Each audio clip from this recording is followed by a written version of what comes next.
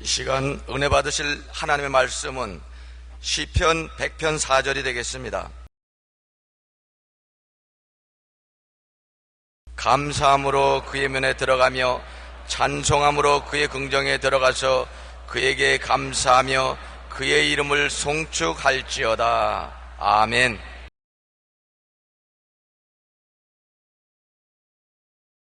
감사 찬양의 능력이란 제목으로 은혜를 나누고자 합니다. 회사의 사장이나 회장을 만나려고 하면 상당히 힘이 듭니다. 사회적으로 저명한 분을 만나기도 쉽지 않습니다. 국가의 장관이나 수상이나 대통령을 만나기는 정말 어렵습니다. 하물며 하나님을 만나기는 하늘에 별따기 만큼 어렵지 아니할 수 없습니다. 그러나 우리 하나님의 자녀들은 하나님을 항상 만나 배워야 합니다. 하나님의 도움이 매일매일의 생활 속에 필요하기 때문인 것입니다. 그런데 하나님을 매일 만날 수 있는 길을 알아야 되겠습니다. 길을 모르면 우리가 애를 쓰고 노력해도 효과를 얻지 못합니다. 그러나 길을 알면 쉽게 하나님 앞에 나아가서 하나님을 알려낼 수 있고 하나님의 은총을 우리가 받을 수 있는 것입니다. 그 길이 무엇일까요?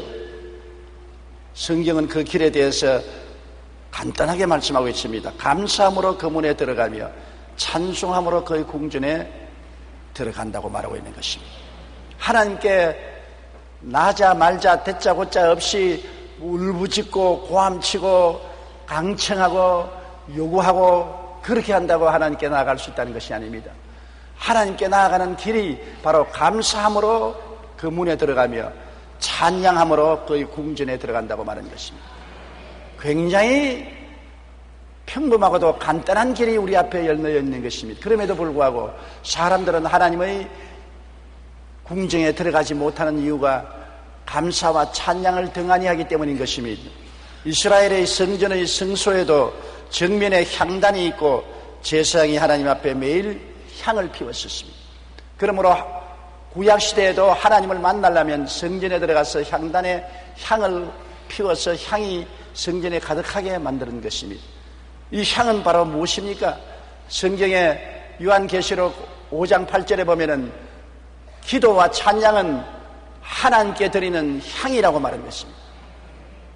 하나님께 우리가 간절히 기도하고 찬양 드리는 것이 오늘날 우리가 향이 되어서 하나님이 기쁘게 우리를 받아주시는 것입니다. 우리의 제사와 향은 감사와 찬양인 것입니다. 오늘날은 우리가 특별히 주님 앞에 짐승을 잡아서 피를 흘려 제사 드리지 않습니다. 하나님께 향을 살아서 하나님 앞에 나가서 예배드리지 않습니다. 예수님이 영원한 제물이 되셨기 때문에 예수님 이름과 그 보혈을 의지하고 향은 우리 감사와 찬양이 대신하는 것입니다. 히브리서 13장 15절에 보면 항상 찬송의 제사를 하나님께 드리라고 말한 것입니다.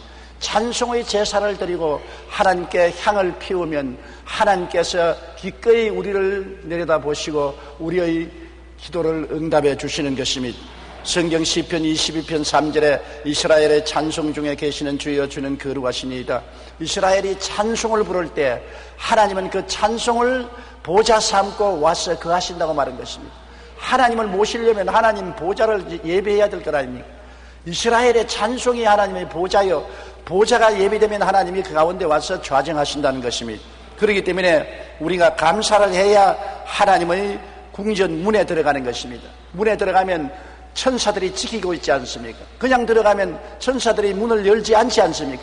그러나 우리가 예수 그리스도 이름으로 하나님께 감사와 찬양을 드리면 그 문이 스스로 열리고 마는 것입니다. 하나님 앞에 감사와 찬양은 제사가 되고 향기로운 향이 되기 때문인 것입니다. 시편 96편 8절에 야훼의 이름에 합당한 영광을 그에게 돌릴지어다.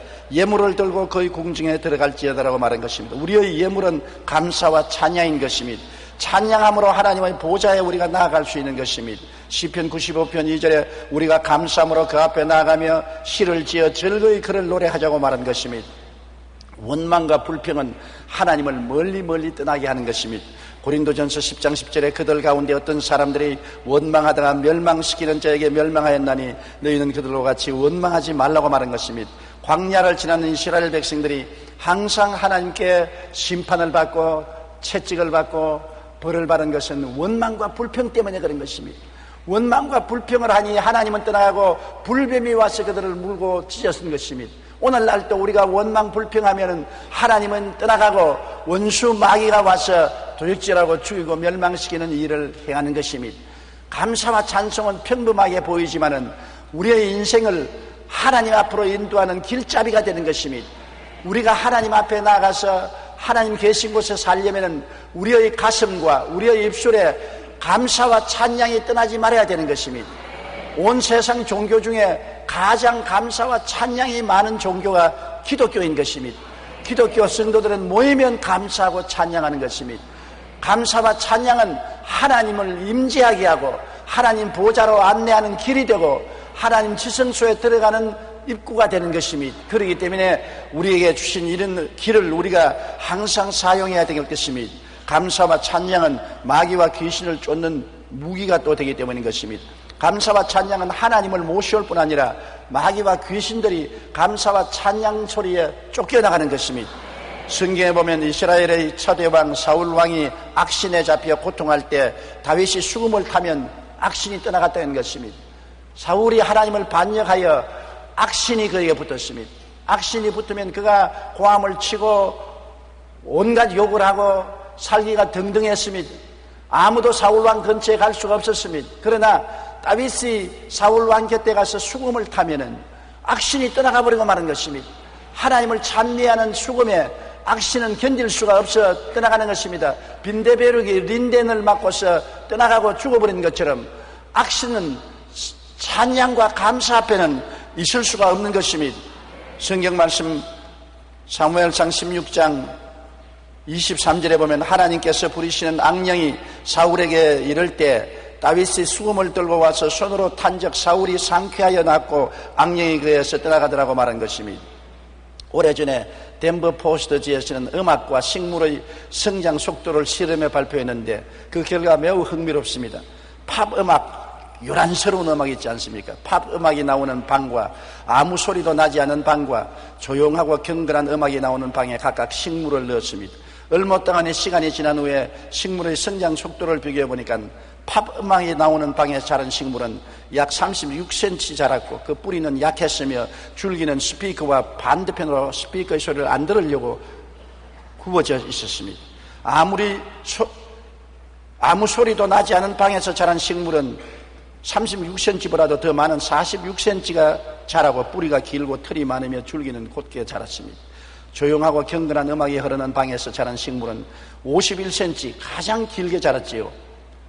팝송은 36cm, 아무 소리가 없는 것은 46cm, 경건한 음악을 들려준 식물은 51cm가 성장했는데 뿌리나 줄기는 매우 튼튼하게 잘 자랐으며 식물은 스피커를 향해서 더 소리를 들으려고 이렇게 귀를 기울이는 것이 있었습니다. 또한 피더스 형제가 대표적인 팝스타 115명의 사망 원인을 조사해보니 팝을 부른 노래 스타들은 대부분 20대, 30대 젊은 나이에 마약 복용이나 알코올 중독, 자살 등으로 죽은 것이 통계에 나와 있습니다. 이처럼 우리가 흔히 듣고 부르는 노래는 우리의 삶에 치명적인 영향을 미친다는 것입니다. 감사 찬양은 마귀를 쫓는 무기가 되지만 세속적인 광란의 노래는 악령을 불어와서 도적질하고 죽이고 멸망시키는 일을 하는 것입니다. 경건하고 아름답고 하나님을 찬미하는 노래는 우리 심령을 살리고 심지어 말 못하는 동물들까지라도 잘 자라게 만들고 식물들까지라도 성장하고 튼튼하게 되고 열매를 잘 맺게 만든다는 것입니다. 그러므로 음악이 우리 운성에 미치는 영향력이 굉장히 큰 것입니다. 세속적인 광란의 노래는 악령을 불러옵니다. 여러분 무당의 묵구리에 가보십시오. 반드시 장구치고 꽹가리 치고 무당이 무속 노래를 부르고 춤을 추고 요란하고 야단입니다. 어느 동네에 들어가도 저녁에 꽹장하고 고함을 치고 야단법석을 하면 아, 저 집에 무다구나, 구다구나 우리가 알고 있습니다. 귀신들도 광란의 노래가 있어야 찾아오는 것입니다. 하나님의 나라는 경건하고 아름답고 거룩한 찬양을 부를 때 천사들이 오고 하나님 성령이 임재하시는 것입니다. 찬송과 감사는 마귀가 두려워하는 무기 중에 하나인 것입니다. 왜냐하면 감사와 찬송을 하면 빛 대신 하나님이 임하시기 때문에 어두움의 마귀가 견딜 수가 없는 것입니다. 어두움이 빛을 보고 사라지는 것처럼 어두움의 권세인 마귀는 빛 대신 하나님의 임재 앞에 움츠러지고 사라져버리고 말기 때문에 마귀는 찬양과 감사를 못하게 하는 것입니다. 찬양과 감사는 하나님이 오시기도록 보좌를 만드는 것이기 때문인 것입니다. 요한계시록 5장 13절에 보좌에 앉으신 이와 어린 양에게 찬송과 존귀와 영광과 권능을 세세토록 돌릴지어다고 말한 것입니다. 귀신 쫓을 때 찬송을 많이 불러야 됩니다. 저는 과거에 귀신 쫓는 일을 많이 했습니다. 귀신을 쫓으려면 1시간, 3시간, 어떤 때는 6시간씩 계속 기도하다가 좀 쉬었다가 기도하다가 또 쉬었다가 하는데 쉬는 시간에는 찬송을 부릅니다. 기도를 하다가 찬송을 부르고 또 기도하고 찬송 부르는데 그때마다 귀신이 말하기를 찬송 부르지 말라, 찬송 부르지 말라고 손가락으로 귀를 막는 것을 제가 종종 보았습니다. 찬송은 귀신을 쫓는데 굉장한 무기가 되는 것입니다. 시편 18편 3절에 내가 찬송받으실 야훼께 아뢰리니 내 원수들에게서 구원을 얻으리로다고 말한 것입니다. 찬송을 하나님께 드리면 하나님이 오셔서 원수의 손에서 구원해 주겠다는 것입니다. 요한계시록 12장 10절로 11절에도 우리 하나님 앞에서 밤낮 참수하던 자가 쫓겨났고 또 우리 형제들이 어린 양의 피와 자기들이 증언하는 말씀으로 그를 이겼다. 하나님의 보좌 앞에서 하나님께서는 우리가 찬송하고 기도하고 그리스도를 증언하면 예수 그리스도의 어린 양의 피로서 원수 마귀를 내어 쫓아주시는 것입니다. 보혈의 찬양을 많이 할 때 악한 귀신이 쫓겨나고 병마에서 해방을 받을 수 있는 것입니다. 헨리 프로스트는 미국인 선교사로 중국에 오랫동안 선교 사역을 했습니다. 그는 선교 사역을 하다가 고통스러울 때를 이렇게 고백했습니다. 중국에서 열심히 선교 사역을 하고 있는데 갑자기 고향에서 슬픈 소식이 날라 들어왔습니다. 내 영혼에 검은 그림자가 드리워졌고 아무리 기도해도 그 흑암의 그림자가 거두어지지 않았습니다. 마음에 슬프고 좌절되고 우울하고 고통스러웠습니다. 어느 날 프로스트 목사는 선교 본부에 갔다가 본부 벽에 쓰여 있는 글에 눈이 띄었습니다. 거기에는 Try Thanksgiving, 감사를 해보라, 그렇게 적혀 있었습니다. 그는 갑자기 마음이 뜨거워졌습니다. 당시 그는 그 체험을 이렇게 간증했습니다. 그 시각부터 하나님께 감사를 드리기 시작했습니다. 그러자 흑암은 물러가고 내 영혼의 빛이 비추기 시작했다고 말한 것입니다. 아무리 해도 물러가지 않던 흑암이 감사를 하자 햇빛이 비치고 어두움은 사라지고 마음은 가벼워지고 치료받았다고 말한 것입니다. 감사는 마귀를 몰아내고 우리 인생의 흑암을 거두어 햇빛을 비춰준 큰 원동력이 됩니다. 이러한 찬송과 감사는 마귀가 두려워하는 것이 당연한 것입니다. 돈 고선 목사님은 전 세계를 다니며 찬양 사역을 하시는 분입니다. 그가 찬양 사역에 헌신하게 된 이유는 바로 그 부인 조이 여사 때문에 그런 것입니다. 조이 여사는 목사님 가정에 태어나 어려서부터 음악을 했습니다. 나중에는 교회에 반주도 하고 하나님을 찬양했지만 항상 마귀의 눌림에 시다지 고통당했습니다. 마귀는 조이 여사의 귀에 대고 늘 말했습니다. 너는 21살밖에 살지 못한다. 21살이 될 너는 죽을 것이다. 그래서 그는 우울증에 걸리고 마음의 고통에 눌려 눈물을 흘리고 시간을 보냈었습니다. 신경안전제를 먹으며 여러 가지 신경적인 치료를 해도 낫지 못했습니다. 어느 날 조이가 하나님께 기도하는데 성령께서 그 마음에 말하기를 마음을 다하고 정성을 다하여 하나님을 찬송하라. 형식적으로 하지 말고 진정으로 하나님께 찬양을 부르라고 했습니다.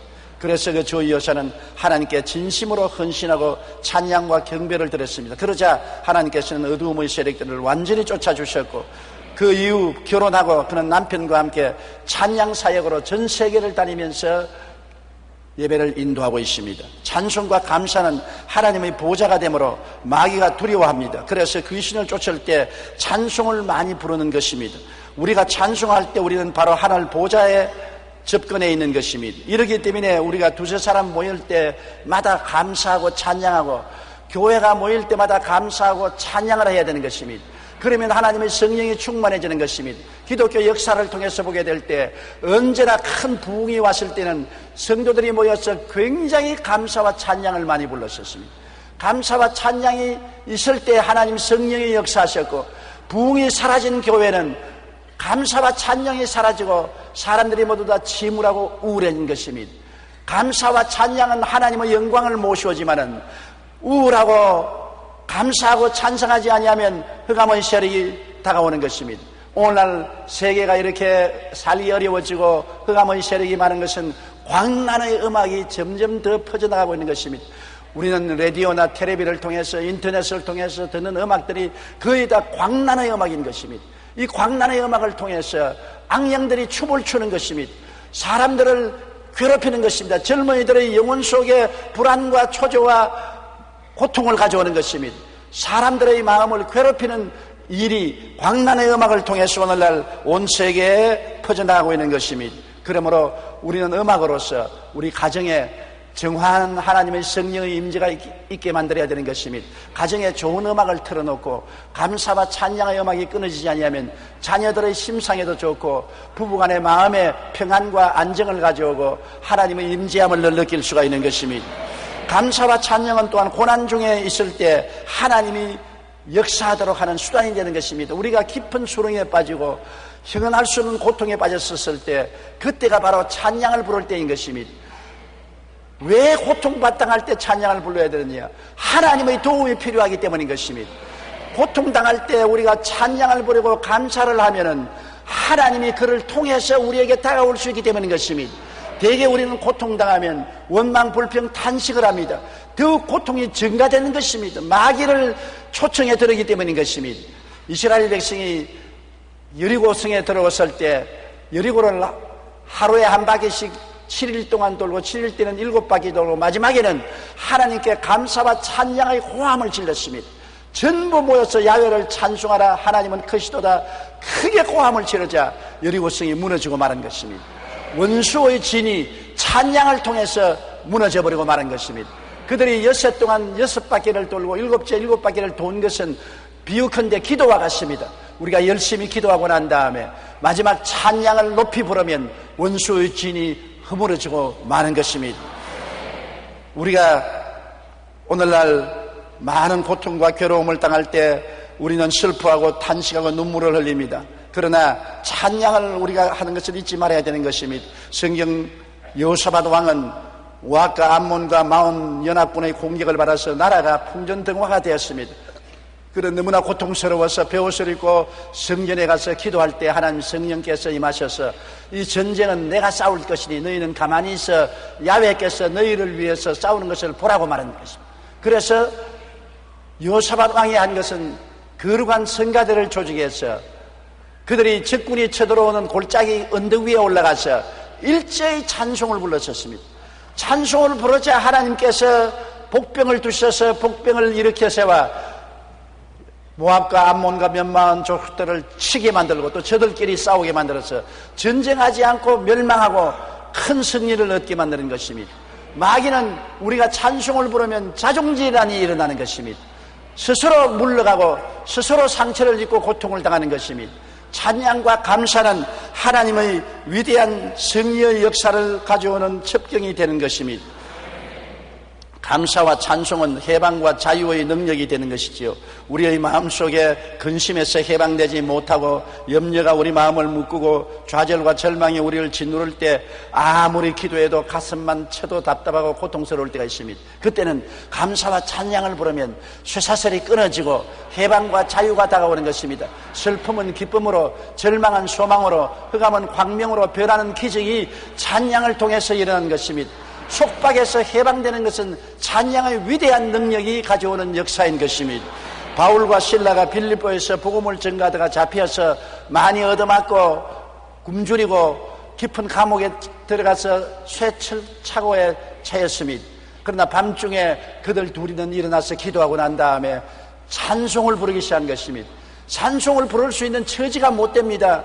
그들은 복음을 전하다가 많이 얻어맞고 굶고 쓰라리고 피가 흐르고 그런데 쇠차고에 차여서 들어눕지도 못하고 감옥 깊은 곳에 앉아 있습니다. 빈대 벼룩은 들끓고 냄새는 고약하고 흉악한 제수돌이 드글드글 한 방에 같이 있습니다.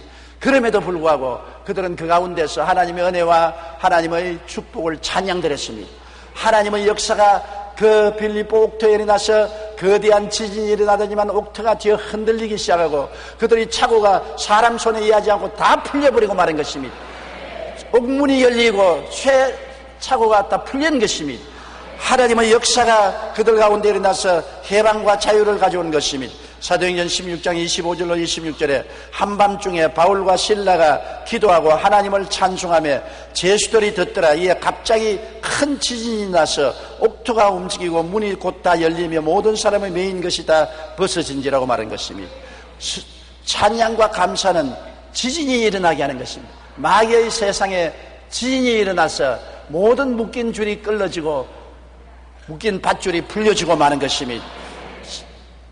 또한 감사와 찬양은 마음을 치료하는 치료제가 되는 것입니다. 마음에 감사와 찬양을 할 때 굉장한 위로가 오지 않습니까? 그 위로가 우리의 심령에 굉장한 치료를 가져오는 것입니다. 잠언서 15장 13절에 마음의 즐거움은 얼굴을 빛나게 하여도 마음의 근심은 심령을 상하게 한다고 말하는 것입니다. 잠언서 17장 22절에 마음의 즐거움은 양약이라도 심령의 근심은 뼈를 마르게 한다고 말하는 것입니다.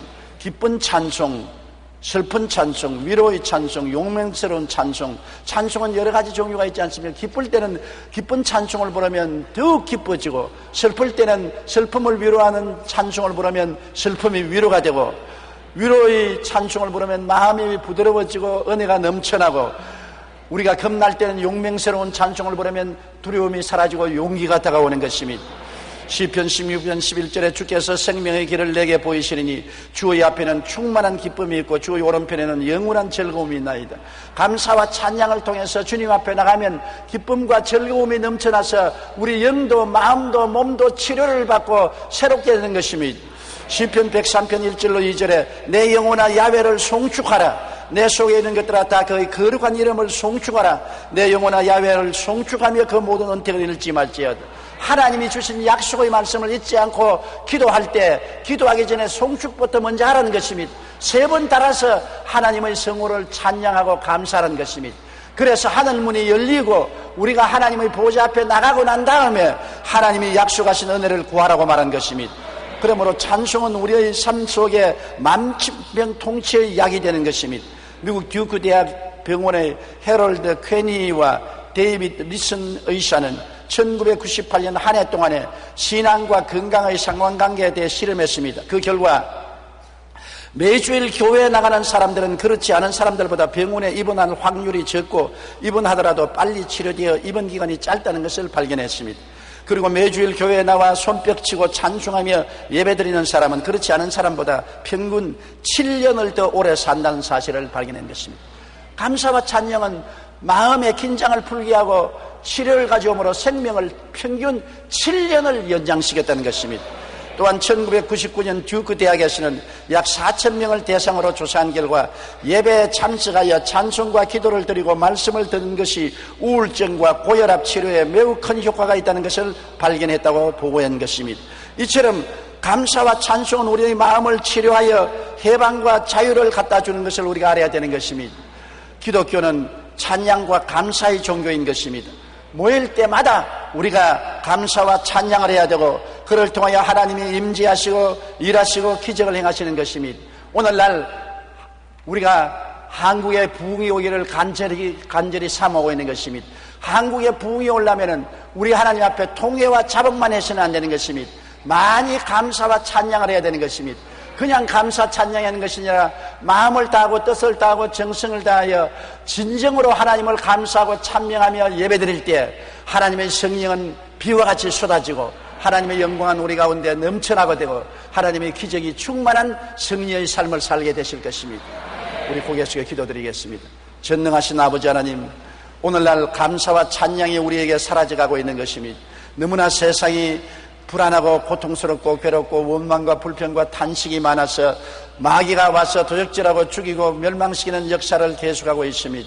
하나님 아버지여, 감사와 찬양을 통해서 어두움을 쫓아내고 절망을 쫓아내고 우울증을 쫓아내고 감사와 찬양이 아버지의 임재하심을 햇빛같이 우리 가운데 가져오게 만들어 주시옵소서.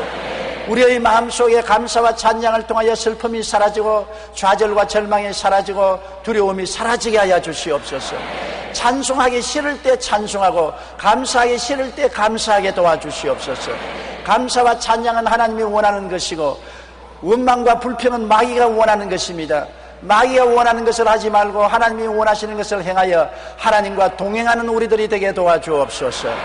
예수님 이름으로 기도드리옵나이다. 아멘.